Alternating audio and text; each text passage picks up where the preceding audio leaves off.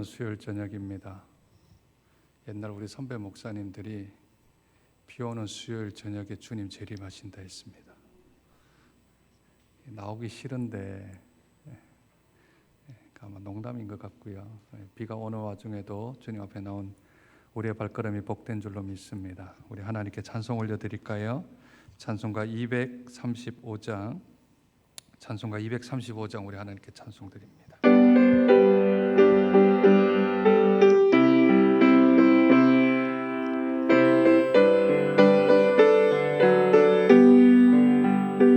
보아라 즐거운 우리 집 밝고도 거룩한 천국에 거룩한 백성들 거기서 영원히 영광에 살겠네.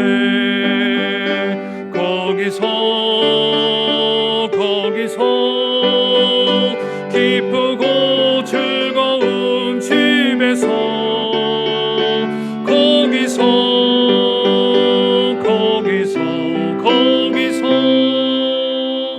영원히 영광에 살겠네. 앞서간 우리의 친구들 광명한 그 집에 올라가 거룩한 주님의 보좌 찬미로 영원히 즐기네. 거기서 기쁘고 즐거운 집에서 거기서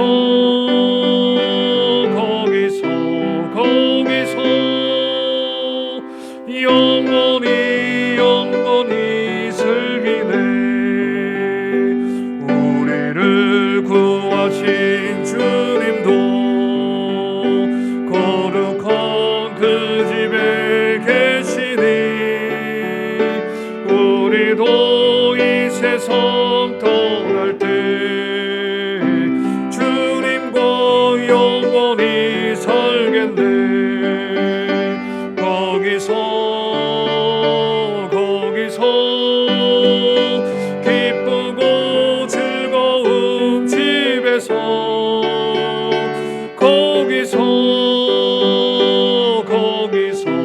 거기서 주님과 영원히 살겠네. 우리의 일생이 끝나면 영원히 즐거운 곳에서 거룩한 아버지 모시고 기쁘고 즐겁게 살겠네. 거기서 기쁘고 즐거운 집에서 거기서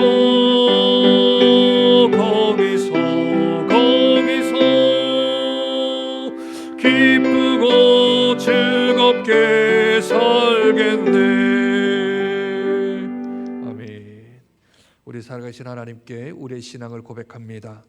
전능하사 천지를 만드신 하나님 아버지를 내가 믿사오며 그 외아들 우리 주 예수 그리스도를 믿사오니 이는 성령으로 잉태하사 동정녀 마리아에게 나시고 본디오 빌라도에게 고난을 받으사 십자가에 못 박혀 죽으시고 장사한 지 사흘 만에 죽은 자 가운데서 다시 살아나시며 하늘에 오르사 전능하신 하나님 우편에 앉아 계시다가 저리로서 산자와 죽은 자를 심판으로 오시리라.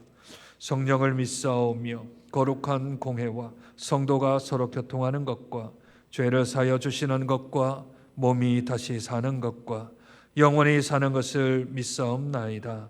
아멘. 찬송가 240장 우리 하나님께 찬송드립니다.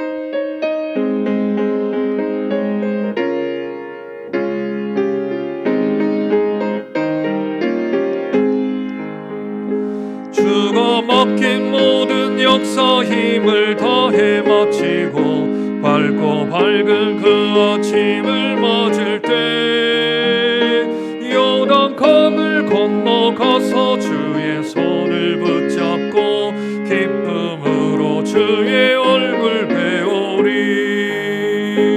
나의 주를 내가 그의 곁에 서서 배우며 나의 주를 손에 못 자극을 보아 알겠네. 하늘나라 올라가서 주님 앞에 전하고 온유하신 그 얼굴을 배울 때 있을 곳을 예비하신 그 신사랑 고마워 나의 주께 기쁜 찬송 드리리. 나의 주를 내가 그의 곁에 서서 배우며 나의 주를 손에 못 자극을 보아 알겠네. 이 세상을 일찍 떠난 사랑하는 성도들 나를 맞을 준비하고 있겠네. 저희들과 한 소리로 찬송 부르기 전에 먼저 사랑하는 주를 배우리. 나의 주를 내가 그의 곁에 서서 배우며 나의 주를 손에 못 자극을 보아 알겠네. 영화로운 시온 성에 들어가서 다닐 때 흰 옷 입고 황금길을 다니며 금고 문고 맞추어서 새 노래를 부를 때 세상 모든 못생고 잊어버리리. 나의 주를 내가 그의 곁에 서서 배우며 나의 주를 손에 못 자극을 보아 알겠네. 아멘. 이 시간 함께 마음 모아 기도하는 시간을 가졌으면 좋겠습니다. 먼저 기도할 것은 우리 자신을 위해서 기도합시다.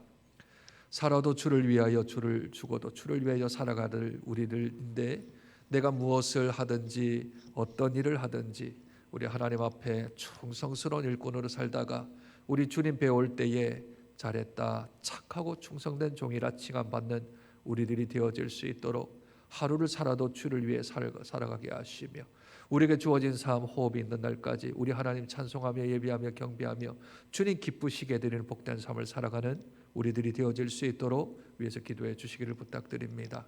우리 교회를 위해서 기도해 주십시오. 이제 지난주부터 저희들이 1단계로 완화되어서 함께 예배를 드릴 수 있는데 하나님 앞에 예배드림이 우리의 삶의 중심이 되게 도와주시고 믿음으로 붙들림바 되어서 우리 하나님 찬송하며 영화롭게 살아가는 우리 복된 교회가 되어질 수 있도록 빛으로 소금으로 사명 감당하는 뿐만 아니라 우리 하나님의 귀한 사랑이 이 세상에 전파되어지는 복된 하나님의 도구, 하나님의 수단과 방법이 되는 우리 장정교회가 될 수 있도록 위해서 기도해 주십시오. 특별히 몸이 아프거나 또는 마음이 아프거나 영적으로 힘든 우리 성도들이 있다면 하나님 일일이 찾아가 주셔서 위로해 주시고 안수하여 주셔서 낫게 하시고 치료하시며 회복시키시는 귀한 하나님의 은혜가 있을 수 있도록 위해서 기도해 주십시오.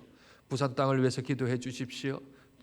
다른 지역들은 다 줄어가고 있는데 이 부산 지역의 집단 감염이 계속해서 일어나고 있습니다. 하나님 막아주시고 하나님 붙들어 주셔서 이 부산 땅이 다시 코로나로부터 청정 지역이 다가올 수 있도록 위해서 기도해 주시고 우리 한국교회를 위해서 기도해 주시고 특별히 우리 선교사님들을 위해서 기도해 주시되 김인규 양순현 선교사님 이제 돌아오는 토요일 날 오전 9시 15분 비행기입니다. 하나님 그 사이에 어떤 일 생기지 않게 하시고 사역지로 귀임하실 수 있는 은혜가 있을 수 있도록 이 시간 자신을 위하여 교회를 위하여서 우리 이 나라와 민족을 위하여 선교사님 위하여서 함께 마음 모아 기도하며 나아갑니다.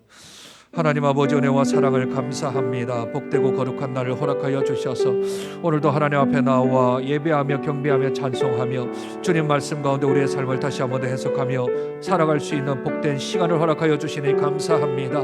아버지 하나님 우리의 마음 발걸음이 복된 발걸음 되게 도와주시고 우리에게 아버지 하나님 정말로 신앙관을 가지게 도와주심으로 살아있음이 주 앞에 영광되게 도와주시며 또 아버지 하나님 우리가 죽어도 주를 위해 살아가는 복된 자들 되어줄 수 있도록 하나님 은혜를 더하여 주시기를 소원하고 기도합니다. 주어진 시간 주어진 우리의 환경과 여건들 귀하게 여기며 소중히 여겨서 하나님 앞에 영광을 올려드리는 복된 삶을 살아갈 수 있는 저들의 삶이 되어질 수 있도록 주의 은혜를 더하여 주시기를 소원하고 기도합니다. 이 땅의 삶은 100년도 채 되지 아니하지만 우리들은 영혼을 준비하는 사람들입니다. 영혼을 바라보며 살아갈 수 있는 저들 될 수 있도록 주의 은혜를 더하여 주시기를 소원하고 기도합니다. 특별히 우리 장정교회를 주께서 축복하여 주셔서 모이기에 힘쓰는 교회 되게 도와주시고 예배를 생명처럼 여기는 복된 교회가 될 수 있도록 은혜를 더하여 주옵소서. 특별히 아버지 우리 성도들 가운데 몸이 아픈 성도들이 있습니다. 마음이 힘든 이들도 있습니다. 영적으로 아버지 하나님이여 시험당하여 주 앞에 아버지 하나님이여 간구하는 이들도 있습니다. 일일이 찾아가 주셔서 필요한 대로 갚아주시는 귀한 하나님의 은혜가 있기를 소원합나니 주의 은혜를 더하여 주시기를 소원하고 기도합니다. 특별히 아버지 하나님이여 이 부산 땅을 놓고 기도합니다. 하나님 청정지역이 다시 회복되어질 수 있도록 집단 감염을 막아주시고 아버지 하나님의 확진자의 수가 줄어들 수 있도록 이 부산 땅을 축복하여 주옵소서. 한국교회를 축복하시되 아버지는 손가락질 받는 교회가 아니라 온전히 하나님께 영광을 올려드릴 뿐만 아니라 주의 역사를 이뤄나가는 복된 한국교회 되게 도와주시고 특별히 아버지는 선교사님들 있는 곳에서 충성하게 하시되 특별히 김인규 양순현 선교사님 아버지 하나님 기다리고 고대했던 아버지 하나님 이제 10월 24일 다가옵니다. 주께서 내 가운데 붙들어 주셔서 아버지 하나님 기임하실 수 있도록 주께서 내를 더하시고 노력 가운데로 주여 붙들어 주시옵소서. 주여 역사하여 주시옵소서. 주여 지켜 주시옵소서. 살아계신 하나님 은혜와 사랑을 감사합니다. 복된 주일을 지난 3일 저녁 정한 시간 정한 장소에 주의 사랑하는 백성들이 비를 뚫고 나와 주 앞에 예배하며 경배하며 찬송하며 하나님 말씀 가운데 있기를 소원하여 이 자리로 나왔습니다. 저들의 발걸음을 축복하여 주옵소서.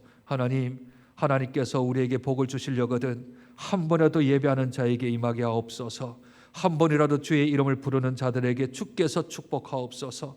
한 번이라도 주님 앞에 간구하며 기도하는 이에게 하나님께서 은혜를 더하여 주셔서 하나님의 영적 질서를 반듯하게 세워주심으로 우리 하나님 살아계신 역사가 우리 하나님을 찾는 자, 의지하는 자, 예배하는 자에게 먼저 임하여 줄 수 있도록 주의 은혜를 더하여 주시기를 소원하고 기도합니다.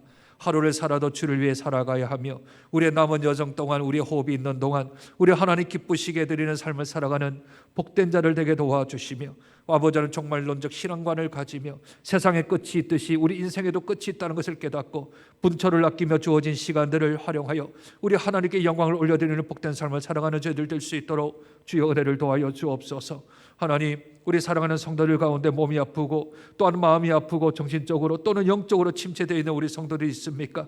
일일이 찾아가 주셔서 위로하여 주시고 예수 그리스도의 피 묻은 손으로 안수하여 주셔서 환부가 낫게 하여 주시고 어려운 문제들이 해결되게 도와주시고 막혀있던 답들이 풀어질 수 있도록 주의 은혜를 더하여 주시기를 소원하고 기도합니다. 믿음의 기도는 역사하는 힘이 크다 약속하셨으니 아버지는 믿음으로 간구한 것들마다 하늘에 상달되어 주의 역사를 체험하는 복된 인생들 될 수 있도록 은혜 도하여 주옵소서. 하나님 이 부산 땅을 주님 손에 올려드립니다. 하나님 책임져 주시옵소서. 붙들어 주시옵소서. 집단 감염 있지 않게 도와주시고 아버지는 요양병원에 있는 환자들 하나님께서 치유하시고 회복시키심으로 주의 역사하심을 더하여 주시되 아버지는 부산 땅이 다시 한 번 더 청정지역으로 아버지 하나님 세워질 수 있도록 주의 은혜를 더하여 주시기를 소원하고 기도합니다. 하나님 한국교회를 축복하셔서 더 이상 세상의 손가락질 아닌 빛과 소금의 역할을 잘 감당함으로 말미암아 다시 한 번 더 무너진 우리의 신뢰가 회복되어질 수 있도록 은혜를 더하여 주시고 21세기에도 선교의 대국으로 강국으로 사용될 수 있도록 하나님 은혜를 더하여 주시옵소서.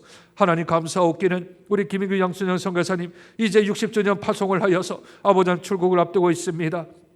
돌아오는 토요일 10월 24일 오전 9시 15분 비행기를 타고 출발하려고 하는데 하나님께서 그 사이에도 안전을 지켜주시고 어떤 일들 발생되지 발생되지 아니하므로 러시아로 가는 그 길이 수탈할 수 있도록 은혜를 더하여 주시고, 크라스노다르까지 아버지 하나님의 은혜 가운데 잘 도착하셔서 26년 동안 쌓아왔던 하나님의 재산들이 회파되지 아니하며 다시 한 번 더 창조교회가 힘을 합쳐서 그 지역들을 복음화시키며 믿지 않은 자를 주께로 인도할 수 있는 귀한 사역들이 감당되어질 수 있도록 주의 은혜를 더하여 주시옵소서. 오늘 정말로 9번째로 저희가 천국 왕국에 대하여서 하나님 말씀을 나누려 합니다. 이해할 수도 없고 깨달을 수도 없는 저희들에게 지혜의 영을 더하여 주시고 지시의 계시의 영을 더하여 주셔서 하나님 말씀을 잘 알아들을 수 있도록 주께서 은혜를 더하여 주시옵소서. 존귀하신 예수님 이름으로 기도드립니다. 아멘. 함께 보실 하나님 말씀 계시록 20장 1절부터 6절까지 말씀입니다. 신약성경 420쪽 정도에 있습니다.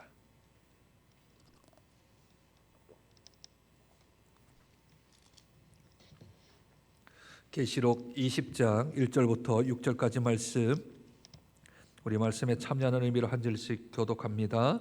또 내가 봄에 천사가 무저갱의 열쇠와 큰 쇠사슬을 그의 손에 가지고 하늘로부터 내려와서 곧 옛뱀이요 마귀요 사탄이라 잡아서 1000년 동안 무저갱에 던져 넣어 잠그고 그 위에 임봉하여 1000년이 차도록 다시는 만국을 미혹하지 못하게 하였는데 그 후에는 반드시 잠깐 노일이라.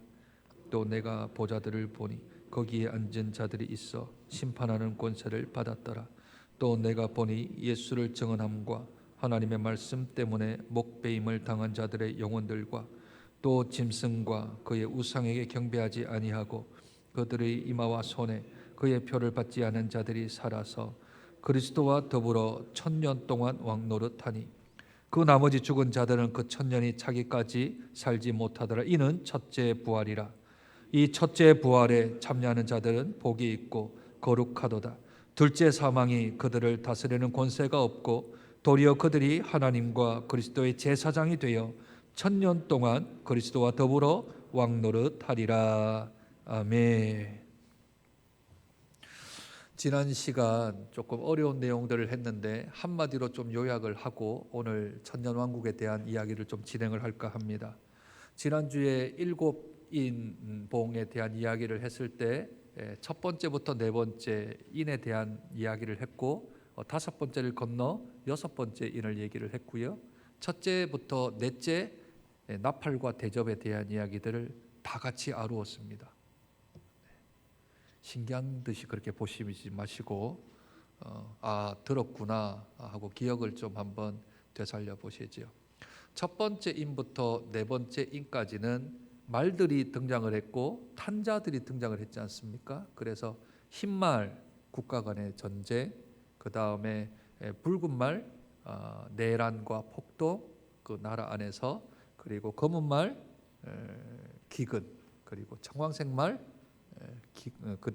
전염병, 그래서 코로나 얘기도 같이 한번 나누었죠. 그래서 인을 띌 때마다 국가 간의 전쟁이나 내란이나 분쟁이 일어나고 또는 기근이나 전염병들이 있게 되어지는데 그 강도가 조금씩 더 커질 거다 했지요.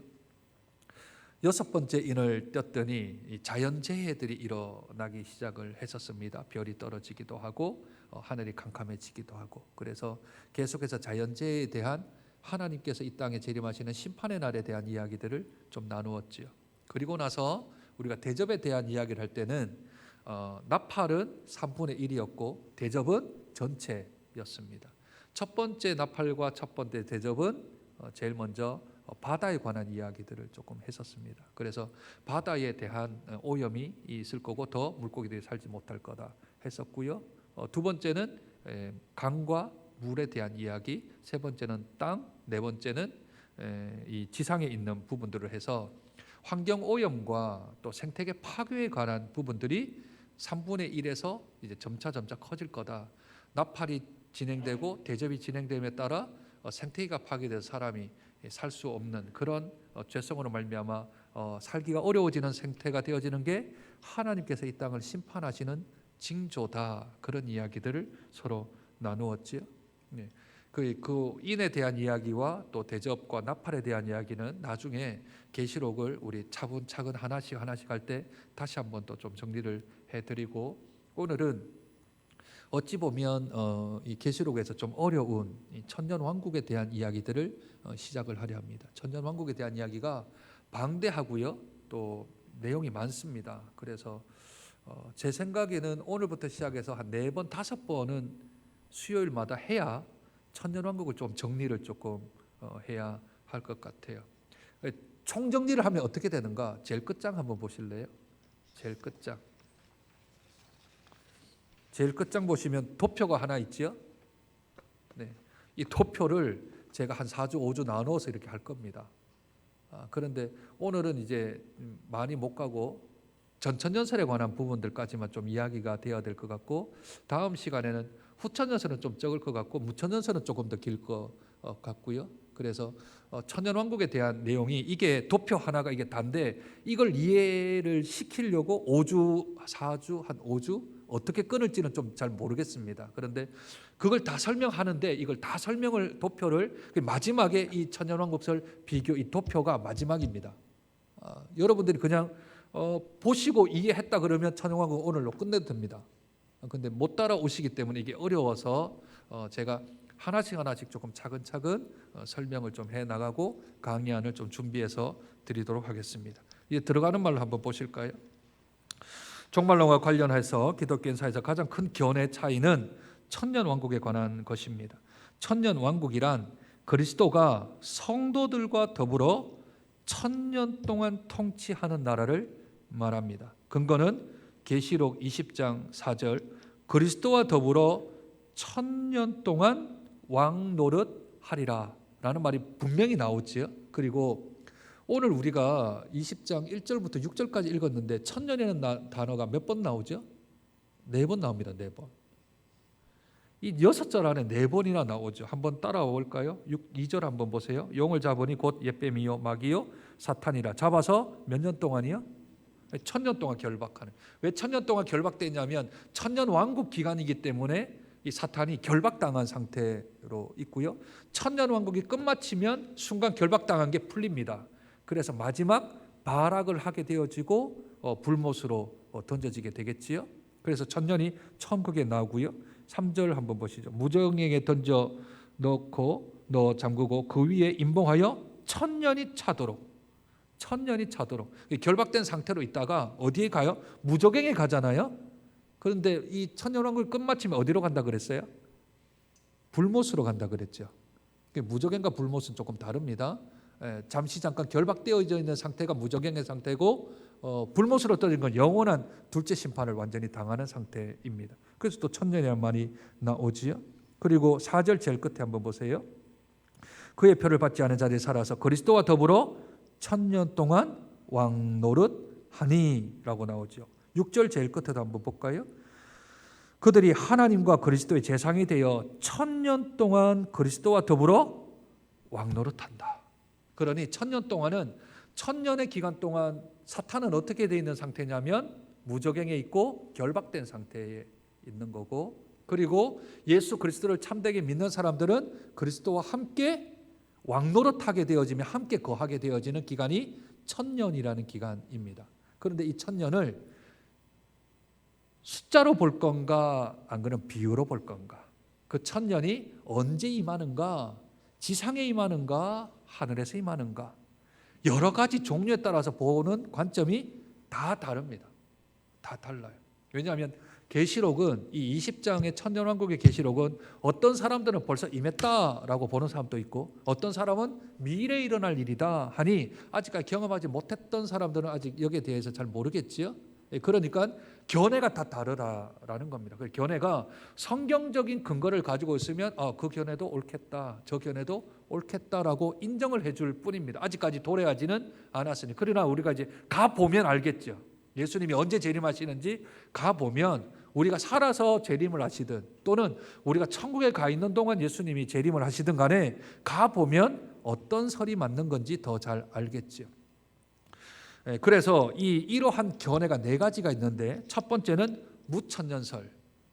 무천년설이라니까 천년이 없다 그렇게 얘기를 하는데 정확한 표현은 천상천년설이 좀 더 맞을 것 같습니다. 천상의 천년설, 지상의 천년이 있는 게 아니고 천상의 천년이 있다라고 보는 견해가 무천년설. 무천년설이란 말은 지상에서는 천년이 없다 이 얘기입니다. 천년이라는 게 지상에는 없고 천상에 있는 천년설이다라고 그렇게 여기면 되죠. 두 번째는 후천년설인데 이 천년설이 조금 어려운데요. 앞에 전자가 들어가든 후자가 들어가든 이걸 뒤로 빼고 재림자를 붙이면 됩니다. 그러면 후천년설은 천년 후 재림 이렇게 하면 됩니다. 앞에 전자나 후자가 붙잖아요. 그럼 헷갈리니까 후천년설이면 후에 천년 온다는 건가? 이렇게 생각할 수 있잖아요. 그게 아니고 이 후자나 전자가 나오면 전천년설이나 후천년설이 나오면 이 전자나 후자를 뒤로 옮기는 겁니다. 천년 후 뭘 붙인다고요? 재림을 붙인다는 것. 그러면 재림이 먼저입니까? 천년왕국이 먼저입니까? 후천년설은 천년 후 재림이면 천년이 먼저예요? 재림이 먼저예요? 천년이 먼저죠. 천년 후 재림이니까. 천년이 지난 후에 재림한다는 뜻이니까. 그러니까 후천년설은 먼저 천년왕국이 이 땅에 지상에 임하고 그리고 예수님이 재림한다라는 그런 의미인데 참고적으로 후천년설은 잘 그냥 기억 안 하셔도 됩니다. 후천년설을 따르는 사람은 지금 아무도 없습니다. 예수님 재림 전에 천년왕국이 이 땅에 있다라는 걸 믿는 사람은 아무도 없습니다. 이것은 옛날 신학이 조금 발달하지 못했고 성경에 연구가 좀 되지 않았을 때 나온 얘기므로 후천년설은 그냥 조금 흘려 넘기십시오. 그 다음 밑에 보시면 전천년설이 두 개가 나오죠. 전천년설. 그래 전천년설이 전을 뒤로 옮기면 천년 전 재림. 그러니까 재림이 있고 천년왕국이 있다는 말 아닙니까? 헷갈리잖아요, 그죠? 이걸 바꿨으면 좀 이해가 될 텐데 왜 이렇게 헷갈리게 했는지 모르겠어요. 그러니까 전천년설은 천년 전 재림이라는 건데 그 앞에 수식어가 하나 붙어요. 하나는 역사적이라는 말이 붙고 하나는 세대주의적이라는 말이 붙습니다. 역사적이라는 말은 뭐냐 하면 계시록이 이제 19장, 20장, 21장이 순서적으로 일어난다 해서 역사적 시간대로 계속 흘러가는 대로 전천년설이 온다라고 보는 관점에서 이거는 시간적으로 이렇게 나눴구나 해서 이건 역사적이라고 부르고요. 세대주의적 전천년설은 뭐냐 하면 전천년설은 맞는데 예수님이 천년왕국 전에 재림을 하시는데 그런데 뭐가 있냐면 휴거가 있다고 얘기해요.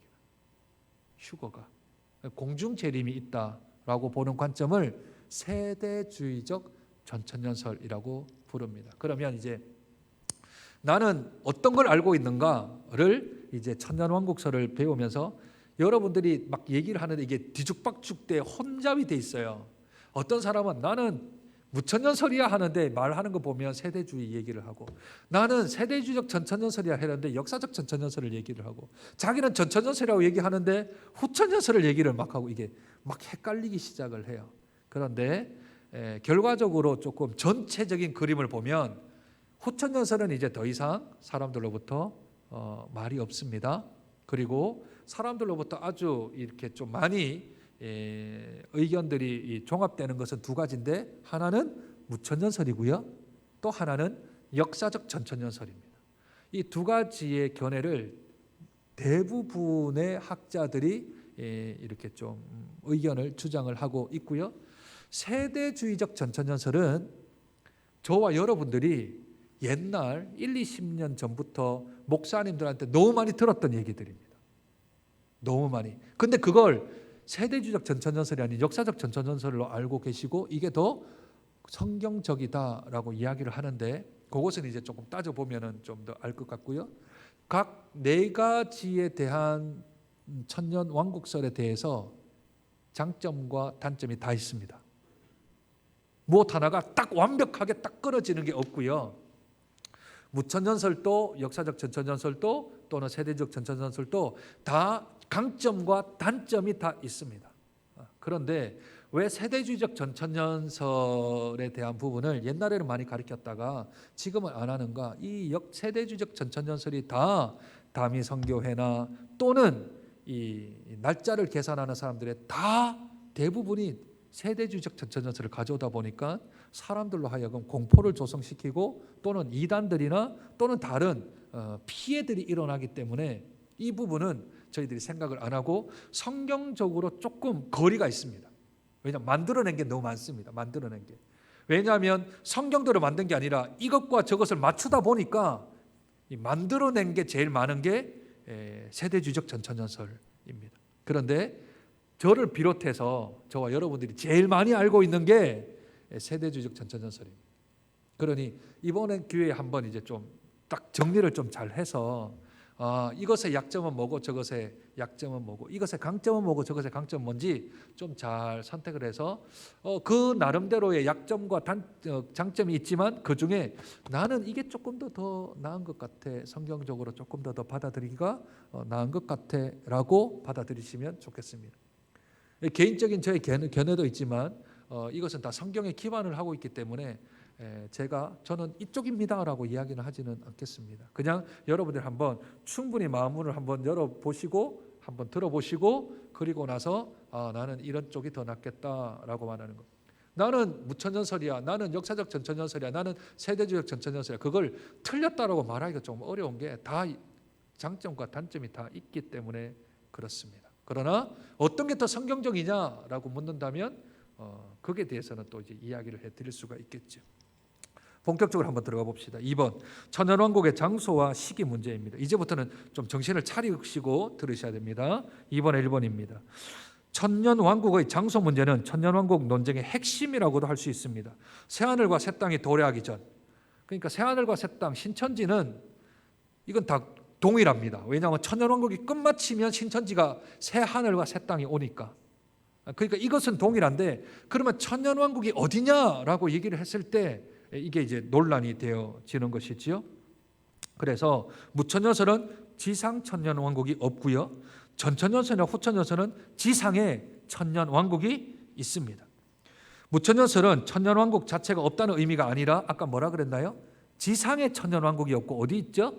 천상에 천년왕국이 있기 때문에 굳이 이 땅에서 우리가 볼 수 있는 것은 아니다라고 말을 하는 것이죠. 따라서 무천년설 대신에 아까 제가 말씀드린 대로 천상 천년설이 조금 더 그 의미가, 왜냐하면 무천년설이면 천년이 없다라는 뜻이 좀 강하니까 무천년설보다는 천상 천년설이라고. 근데 대부분의 학자가 다 무천년설이라고 말을 합니다. 지상에는 천년 왕국이 없다라는 뜻이죠. 3번 천년왕국의 시기 문제는 장소에 대한 같이 의견을 가지고 있는 사람들 사이에서도 서로 답이 다릅니다. 왜냐하면 후천년설은 아까 그리스도 재림 전에 있다 그랬고 전천년설은 재림 후에 있다 이렇게 얘기를 하니까 그 시기에서도 조금 주장하는 바가 다르지요. 그리고 전천년설은 다시 그리스도의 재림 시기, 재림을 언제 하실 거냐에 대한 시기 문제로 또 두 개로 나눠집니다. 그게 이제 역사적 전천년설, 세대주의적 전천년설로 또 나눠지면 조금 복잡하죠. 그래서 도표로 한번 정리를 좀 한번 해봤습니다. 한번 도표를 한번 보시죠. 천년왕국설의 장소에 따라서는 두 개로 나눕니다. 천상에 있는 거면 무천년설, 지상에 있으면 후천년설이나 전천년설. 그렇죠? 그러면 천상에서 천년이 있는 거는 하나밖에 없으니까 더 이상 구분할 필요가 없겠죠? 지상에는 세 개가 있잖아요. 후천년설도 있고 역사적 전천년설도 있고 또 세대적 전천년설 세 개가 있죠. 그 세 개를 또 어떻게 나누냐면 천국 왕국의 시기에 따라서 이게 또 나눠집니다. 전천년설은 천국 왕국 전에 재림을 하시는 거고 후천년설은 천년 왕국 후에 재림하시고, 그러니까 이제 천년 왕국이 언제냐 따라서 이제 두리로 나눴죠. 그런데 그 안에 또 재림을 언제 하시냐에 따라서 역사적과 세대주의적 전천년설이 나누는 겁니다. 재림 시기에 따라 역사적 전천년설은 환란 후에 재림한다라는 것. 환란 후에. 그 환란이 7년 대환란이 아닙니다. 역사적 전천년설은 7년 대환란이라는 말을 쓰지 않습니다. 휴거라는 말도 쓰지 않습니다. 그러나 세대주의적 전천년설은 휴거라는 말을 씁니다. 왜 휴거를 쓰냐면 이 땅에 공중으로 휴거를 해야 이 땅에 뭐가 있다고 여러분들 알고 계시죠? 7년 대환란이 있다라고 아시잖아요. 그래서 그것이 3년 반 3년 반으로 나눈다 그러죠. 3년 반 3년 반으로 나누어서 처음 3년 반은 이 유대인들이 돌아오기 위한 방편으로 쓰고 나머지 3년 반은 기존에 있었던 사람들 중에 아직까지 예수 그리스도를 안 믿는 사람들에게 기회를 준다 하고 그 7년 대환란이 끝나면 공중에서 지상으로 재림을 한다라고 하는 이게 이제 세대주의적 전천연설이죠. 그러니 나는 휴거를 믿는다. 나는 휴거를 믿는다. 그러니 나는 역사적 전천연설을 믿는다. 말이 됩니까? 안 되죠. 그죠? 휴거와 그 다음에 7년 대환란은 3년 반 나누는 건 어디죠? 세대주의적 전천연설에서만 얘기합니다. 휴거는 어디에서도 얘기 안 해요. 오직 세대주의적 전천연설만 얘기해요. 저와 여러분 다 휴거를 들었고요. 공중에서 주의 얼굴 배우리 이렇게 부르잖아요. 그죠? 180장 2절. 그걸 다 부르고 그걸 다 내가 받아들이겠다 하면 나는 세대주의적 전천연설입니다. 이해되시나요? 안 돼도 어쩔 수 없고 넘어가시죠. 자, 이제 역사적 전천연설. 아까 모든 신학자들이 제일 많이 따르는 쪽이 두 개가 있다 그랬는데 하나가 역사적 전천연설, 그 다음에 하나가 무천연설. 이걸 가장 많이 신봉해요. 많이 믿어요. 많은 사람들이 믿어요. 자, 그러면 역사적 전천연설은 휴거 있다 없다? 없다. 7년 대환란 있다 없다? 없다. 그 환란을 다 교회 시대로 보는 겁니다. 교회 시대로 한번 보시죠. 역사적 전천연설은 교회의 환란 이후 그리스도의 재림이 있으며 그리스도의 재림 이후 지상에 문자적인 천년 왕국이 있다는 견해입니다. 이 견해의 종말의 시간표는 다음과 같습니다. 첫째, 같이 한번 읽으실까요? 시작. 둘째, 셋째, 천년왕국이 있으며 이 천년왕국 동안 사단은 무적행에 감금되며 그리스도는 성도들과 함께 통치한다.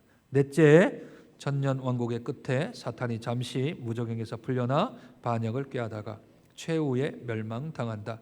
천년왕국의 끝에 불신자들이 부활하여 최후의 심판을 받는다. 다섯 번째요. 끝나고 새하늘과 새 땅이 시작. 다섯째는 다 똑같아요. 다섯째는 모든 천년왕국설이 새하늘과 새 땅이 임한다라는 것은 다 동일해요. 거기는 21장의 새 하늘과 새 땅이 22장의 새 하늘과 새 땅이 나오기 때문에 다 동일해요. 다. 근데 그 앞에 이제 천국 왕국에 대한 부분이죠. 이걸 제가 도표로 한번 만들어 봤습니다. 도표로 만들어 보면 교회 시대, 지금 교회 시대죠. 네, 교회 시대인데 교회에 계속 뭐가 있어요? 교회에 환란과 박해가 있잖아요. 우리 지난번에 교회에 대한 내적인 부분이 교회가 배교를 하거나 환란이 있는 것이 예수 그리스도가 오시는 재림의 징조라 그랬죠. 그러니 역사적 전천연설을 믿는 사람들은 먼저 교회 시대에 교회 환란이 있다. 그래서 7년 대환란이라는 말을 쓰지 아니하고 교회 시대에 환란이 있는 거죠. 환란이 끝마치면 누가 오신다고요? 예수님이 지상 재림하세요. 지상, 여기 이 땅에 도둑같이 임하신다는 지상 재림을 하세요. 지상 재림을 하면 그때 어떻게 될까요? 신자는, 성도는 부활하겠죠. 무덤이 열리고 부활을 하겠죠. 이미 죽은 자들은 다시 예수님과 함께 올 거고, 그리고 예수를 믿고 살아있는 자들은 살아서 영체로 바뀌는 부활을 하겠죠. 그렇게 되어지고 사탄은 어디 간다고요? 결박당해서 무적에게 묶여있는 상태가 된다 그랬잖아요. 그리고는 이 땅 위에 천년 왕국이 진행된다라는 겁니다. 이 땅에 바뀌어서. 그래서 지상에 천년 왕국이 임하게 되어집니다. 그러면 천년이 끝마치게 되면 그때 최후 심판이 일어난다는 겁니다. 최후 심판. 그때 불신자의 부활도 일어나겠죠. 왜 그렇습니까? 최후 심판을 받으려면 죽은 자들도, 안 믿고 죽은 자들도 다 심판을 받아야 되잖아요. 그러니까 두 번째 심판을 받게 되어지죠. 그러면 사탄이 이제 영원한 불못으로 떨어질 때 혼자 떨어지는 게 아니라 사탄의 졸개들인 귀신들도 다 같이 가는 거고, 예수 안 믿는 불신자들도 다 지옥에 있다가 불못으로 다 떨어지고, 새하늘과 새 땅에는 그리스도를 믿는 참된 주의 자녀들만 입성하게 되어지죠. 어디예요? 이 땅에. 이 땅. 새하늘과 새 땅을요, 지구 밖에 있다라고 생각하는 것은 우리의 착각입니다. 에덴 동산이 어디 있었죠? 지구 안에 있었나요? 지구 밖에 있었나요? 지구 안에 있었죠. 그러나 처음 하늘과 처음 것이 다 지나간대요. 그러면 하나님이 처음 창조하셨던 이 창조 질서 세계 안에서 창조들이 다 다시 죄가 없던 시대로 돌아가죠. 그러니 예수 그리스도께서 임하셔서 새 하늘과 새 땅을 만들 곳은 어디 지구 저 너머 우주의 어디가 아니고 저희가 지금 땅을 딛고 있는 이 땅과 이곳을 하나님이 처음 창조하신 에덴 동산처럼 새 하늘과 새 땅으로 바꾸시는 겁니다. 그러니 우주 막 그런 데 가가지고 막 새롭게 창조를 하는 게 아니고요. 예수님이 지상에 재림하는 걸 맞아요. 예수님이 지상에 재림하는 것은 네 가지 천년왕국설 다 동일합니다. 다만 세대주의는 공중에 한번 재림했다가 땅에 한번 재림했다가 또 다시 최후심판때 또 왔다가 예수님 좀 바빠요. 세대주의적 전천전설을 믿으면 예수님 무지 바빠요. 공중에 한번 오셨다가 다시 또 지상에 왔다가 최후심판하러 또 이렇게 하셔야 되니까 예수님 바빠요? 많이 바빠요. 그거 외에는 다 예수님 무천년설이나 전천년설이나 후천년설이나 다 지상 재림입니다. 지상 재림 이건 동일합니다. 그러니까 지상 재림한다니까 이 땅은 아닌데 그게 아니고 이 땅에 새 하늘과 새 땅이 임한다고요. 이 땅에 완전히 다 바뀌는 새 에덴 동산, 새 예루살렘으로 바뀌어진다고. 그러니까 이게 뭐야 이렇게 하지 말고 다 성경적인 겁니다. 성경적인 거예요. 그래서 받아들이시면 됩니다. 그러면 아까 제가 뭐라 그랬습니까? 역사적 전천전설은 전천전설인데 역사적 시간에 따라서 순서에 따라서 그대로 믿는다 그랬죠. 그러면 보시죠. 계시록 19장부터 3번의 첫째 19장 11절에서 21절 여기 이제 백마탄 자가 나옵니다. 백마탄 자. 이 백마탄 자가 백마는 승리한 것에 대한 징표라 그랬죠. 이것을 재림으로 보는 겁니다. 재림. 그리스도의 재림을 말하면 그리스도는 재림 때 적그리스도와 거짓 선지자를 멸망시킵니다. 그래서 뭐 한다고요? 결박시킨다고요. 결박시키죠. 둘째 20장 1절에 3절 우리가 읽었죠. 아까 거기를 그리스도의 재림 때 사탄을 결박하여 1000년 동안 무적행에 간섭하고 만국을 미혹하지 못하게 하는 장면이 등장을 하는 거죠. 사탄의 멸망 1단계입니다. 왜냐하면 아직까지 불못에 안 던져 있는 상태이기 때문에 무적행에 들어가는 상태이므로 사탄을 결박시켜서 무적행에 들어가는 상태입니다. 셋째 20장 4절에서 6절 그리스도의 재림 이후 그리스도가 1000년 동안 지상에서 성도들과 함께 통치하는 것을 말하지요. 이때 1000년 동안 그리스도의 통치에 참여할 사람들을 첫째 부활에 참여한 사람들이라고 하는데 이 첫째 부활을 그리스도 재림 때 신자의 육체적인 부활로 해석합니다. 그러니까 육체적인 부활을 언제 하냐면 예수님 재림할 때 사탄이 이렇게 무적행에 던져져 있을 때 우리가 육신적인 부활을 해서 1000년 동안 예수님과 함께 이 땅에서 왕노릇하며 지낸다는 겁니다. 넷째 20장 7절에서 10절은 천연왕국의 끝에 일어날 사탄의 최후 반역과 사탄에 대한 최후의 멸망을 보여줍니다. 다섯째 21장 1절에서 4절 천연왕국 끝난 후 새하늘과 새 땅은 다 똑같다 그랬죠. 자 그러면 이 역사적 전천전설의 강점은 성경의 순서대로 그냥 가는 겁니다. 그러니까 성경의 순서대로 진행하니까 누구도 이 논리나 이 순서에 대한 부분을 뒤집을 수는 없죠. 그렇죠? 단점 뭘까요? 단점은 그러면 과연 예수님이 재림을 하셨고 예수님이 우리들을 첫째 부활을 시켰다 그랬잖아요. 나중에 이제 천년 왕국이 끝마치면 이제 예수님의 최후 심판할 때 완전한 새 하늘과 새 땅을 들어올 때 둘째 부활을 한다라고 보는 거거든요. 이 관점은. 그러면 질문이 있는 거죠.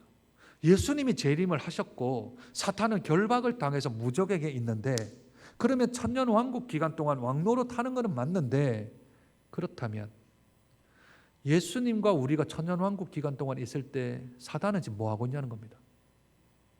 그리고 마지막 끝에 어떻게 한다고요? 불못에 떨어지기 전에 불못에 던져지기 전에 사탄이 어떻게 한다고요? 성경을 보세요. 네, 성경을 보세요. 3절 20장 3절 무적행에 던져놓고 그 무적행이 어딘지도 지금 잘 모르겠고요. 역사적 전천전설에 따르면 무적행에 던져놓고 잠그고 그 위에 임봉하여 1000년이 차도록 거기 이제 묶어놓는다는 것인데 여기가 어딘지 여기가 지옥인지 여기가 어딘지를 잘 모르겠어요. 그런데 문제는 1000년이 차도록 다시는 만국을 미혹하지 못하게 하는 것까지는 이해가 되는데 그 다음 그 후에는 반드시 잠깐 놓여요. 그러면 천년왕국 와가지고 또 우리를 시험한다는 얘기 아닙니까? 우리가 부활을 했는데. 이게 이제 조금 논리상 맞지를 않습니다.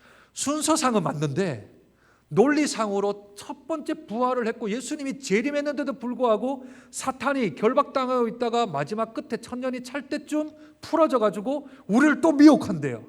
우리를 또 이렇게 힘들게 한대요. 이게 말이 맞는가 이게?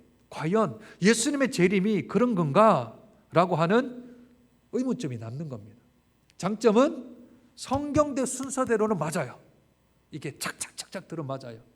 그런 게 맞는데 청년 왕국 동안 사탄이 결박을 한 상태며 무적행이 어딘지 또 마지막 끝에 왜 풀려나는지 그냥 끝나야 되는 거 아닌가 하는데 얘가 또 이렇게 활발을 한대요. 막 반항을 하고 한대요. 어디에요? 천년 왕국에서. 그럼 그렇게 반항하는 게 뭔데요? 몰라요. 그러니까 그 부분은 좀 약점입니다. 이해되시나요? 장점은 성경 순서대로 봐라. 성경 이렇게 가지 않냐. 우리가 이해는 되지 않지만 무적행이 있겠지. 천년왕국 끝날 때 되면 사탄이 이렇게 막 또 활부를 하겠지. 그러다가 불못으로 던져지겠지. 모르겠지만 고기를 설명 못하는 약점이 있습니다.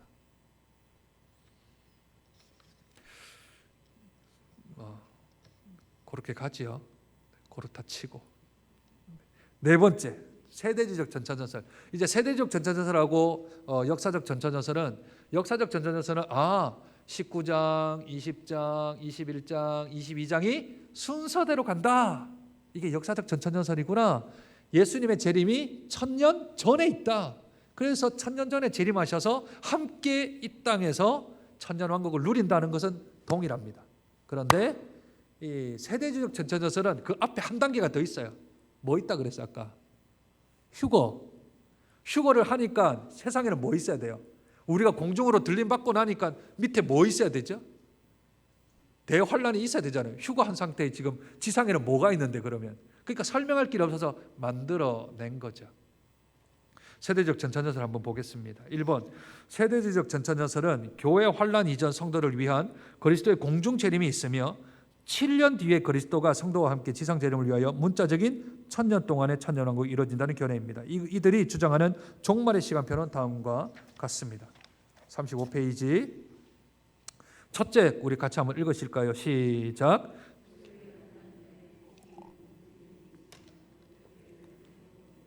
네, 휴거를 하는 겁니다. 예수님이 이제 공중 재림을 하시는 거예요. 지상 재림이 아니고 공중 재림을 하시니까 우리가 들려 올라가겠죠.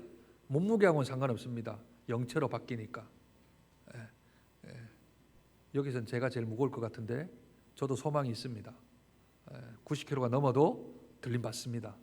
이 세대주의적 전차전설이라면 들림 받는 거죠. 교회가 들림. 여기 교회는 건물을 말하는 게 아니고요. 교회란 믿는 자의 무리잖아요. 그 교회 건물이 들림 받는 게 아니라 성도들이 들림 받는 겁니다. 자, 들림을 다 받죠. 그 들림 받고 예수님은 죽은 사람들과 함께 임하실 거고 살아 있는 자는 이제 영체가 되어서 공중으로 들림 받겠죠. 그 위에서 이제 혼인 잔치가 일어나는 겁니다. 세대주의적 전차전설에 따르면 얼마 동안이요? 7년 반 동안. 7년 동안 이 땅에서. 그러나 공중에서 7년하고 여기 7년이 다를 수 있잖아요. 그죠? 그러니 위에서는 그게 7년 기간, 지상에서 7년 동안 일어난 동안만 혼인 잔치가 위에서 일어나는 거예요. 그다음 두 번째 보시죠. 둘째 같이 읽겠습니다. 시작. 예수님의 공중 재림 후 7년 동안 공중에서는 그리스도와 교회의 혼인 잔치가 있으며 지상에서는 7년 동안 대환란이 있습니다. 7년 환란의 절반인 3년 반 동안 적 등장하며 이 기간에 이스라엘 민족의 국가적 회심과 대규모의 세계 복음화가 일어납니다. 그러니 3년 반 동안은 유대인들이 돌아오도록 하는 것이고 나머지는 아직까지 예수 안 믿는 사람들 중에 다시 돌아올 수 있는 기회를 마지막으로 주는 게 공중으로 휴거한 상태에서 지상에서 일어나는 일들입니다. 그러면 이제 지상에서 만약에 예수 믿겠다고 공중에 다 들림 못 받은 사람 중에 내가 회심을 했으면 이 땅에서 죽으면 이제 다시 지상 재림할 때 부활하는 그런 은혜가 있다라는 거죠. 세 번째 한번 같이 읽겠습니다. 시작. 예수님의 공중 재림 이후 7년 뒤에 예수님의 지상 재림이 있으며 이때 환란 기간에 죽은 신자들의 부활이 있다. 아까 7년 대환란 기간 동안은 예수를 안 믿었죠. 왜냐하면 그 전에 예수 믿은 사람은 공중재림때 다 들림 받았으니까. 그런데 그 안에서 또 택한 사람이 있다면, 특히 유대인들, 아직까지 예수 그리스도를 받아들이지 아니하는 유대인들, 아직까지 구약만 믿고 신약을 안 믿는 그들 중에 회심하여서 돌아오는 사람들은, 돌아온 사람도 있겠지만 죽는 사람들도 있겠죠. 그 사람들이 다시 부활을 한다는 겁니다. 7년 대환란이 끝마치고 지상 재림을 하시면. 넷째 같이 읽으실까요? 시작. 예수님의 지상 재림 후 천년왕국이 임합니다. 이때 구약의 이스라엘 민족에게 약속한 것을 문자적으로 성취해 주는 시기입니다. 이 천년왕국 기간에 사탄은 결박되어 무적행에 갇혀 있다. 똑같이 아까하고 똑같이 천년왕국 시작되면 무적행에 잡혀 있다. 이것은 이제 역사적 전천전설이나 또는 지금 세대적 전천전설이 똑같습니다. 다른 것은 뒤에 것은 다 똑같습니다. 역사적 전천전설이나 세대주의 전천전설이. 그래서 전천전설이 붙는 거거든요. 다른 것은 예수님이 재림할 때 역사적 전천전설은 바로 지상 재림, 세대주의적 전천전설은 공중에 한번 재림. 그래서 들림 받은 사람 다 들림 받고 지상에서 7년 대환란이 있고 난 후에, 그리고 나서 지상 재림, 그리고 나서 나머지는 역사적 전천전설하고 동일합니다. 다 똑같습니다. 밑에 그림 한번 보실까요? 제가 정리를 좀 했습니다. 교회 시대가 있죠. 그런데 뭐가 없어요? 환란의 시대가 없잖아요. 그죠? 환란 시대 없죠. 아까 역사적 전천전설은 교회 시대 안에 환란 시대를 넣었습니다. 대환란을 넣었는데 여기는 빠졌죠. 왜 빠졌나요? 휴거하고 이제 환란이 있으니까 여기는 교회 시대는 환란이 없다라고 보는 겁니다. 그래서 그리스도의 공중 재림이 임하게 되어지면 신자의 부활이 있게 되어지고 그 부활로 휴거를 하지요. 그래서 공중에서 혼인 잔치가 일어나게 되어집니다. 그러면 이제 지상에서는 7년 대환란이 있겠지요.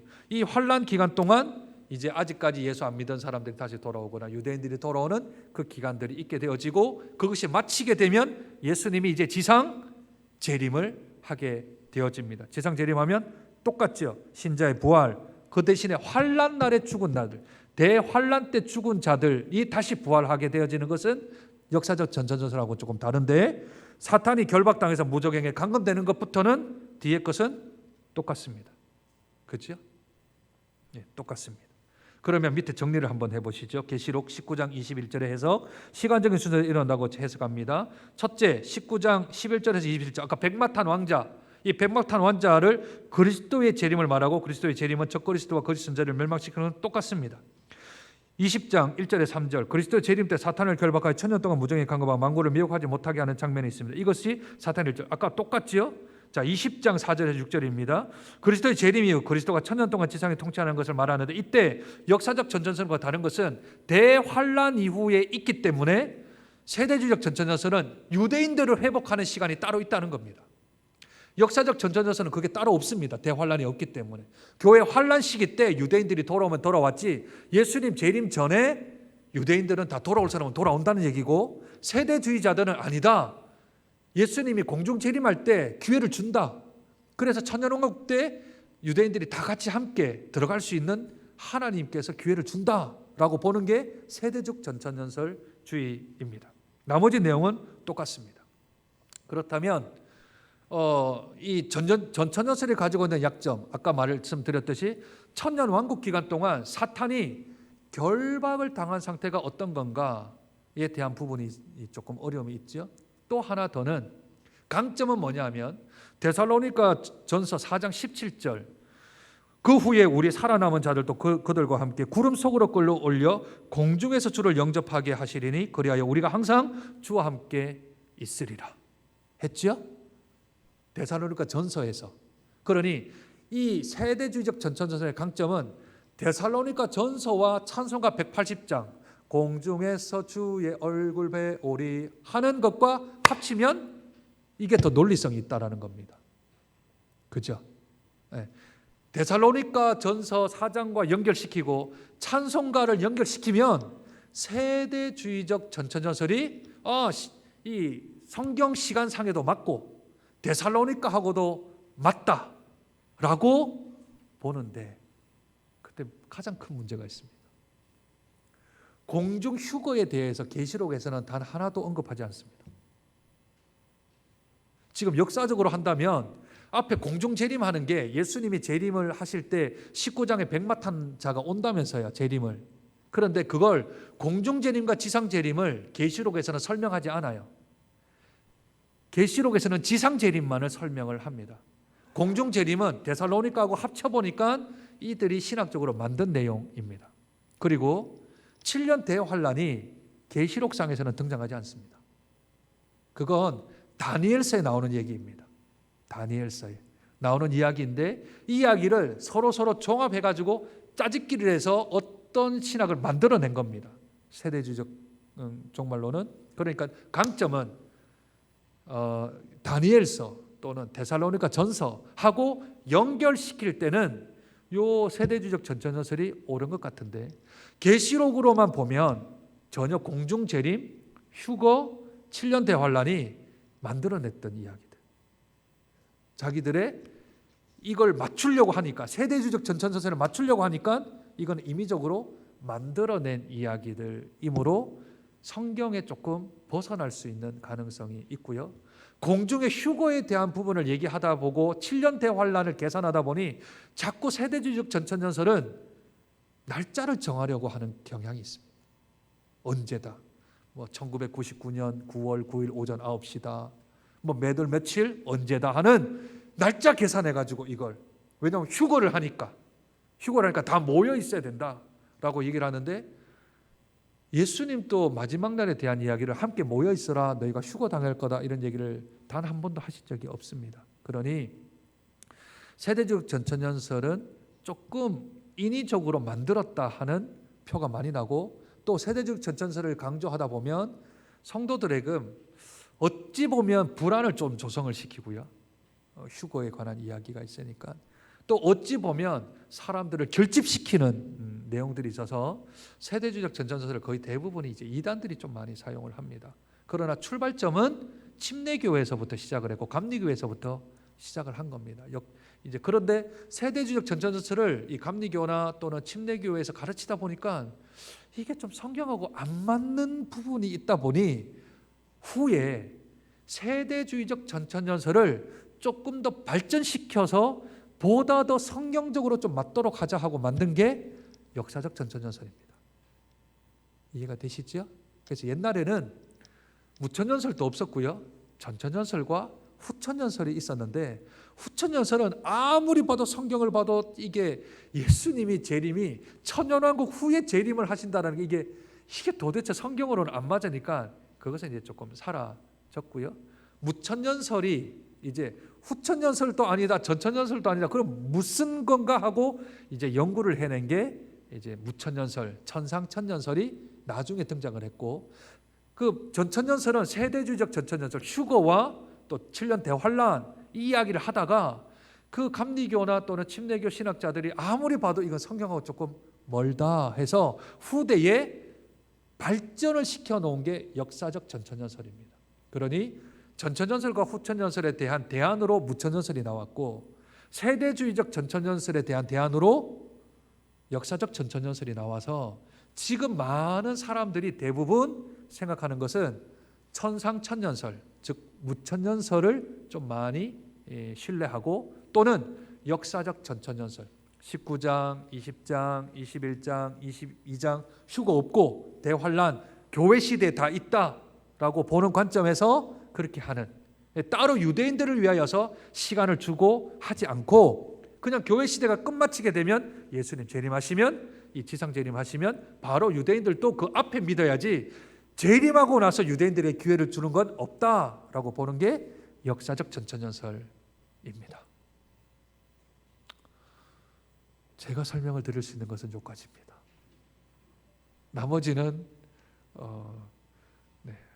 한 번 더 읽어보시고 그리고 오늘까지 한 것 중에 도표를 보시고 역사적 전천전설과 세대주의적 전천전설 했잖아요. 마지막 그 도표 보시고 쭉 한번 보시면 정리가 조금 될 겁니다. 종이는 계속 있으니까 헷갈린다 싶으시면 그래서 쉽게 오늘 좀 안 헷갈리게 하기 위해서 오늘은 역사적 전천전설을 먼저 했고 기본이니까 거기에 첨가한 게 휴거와 대환란이 들어가는 게 세대주의적 전천전설이다. 그리고 둘의 장점과 단점을 좀 다 말씀을 드렸잖아요.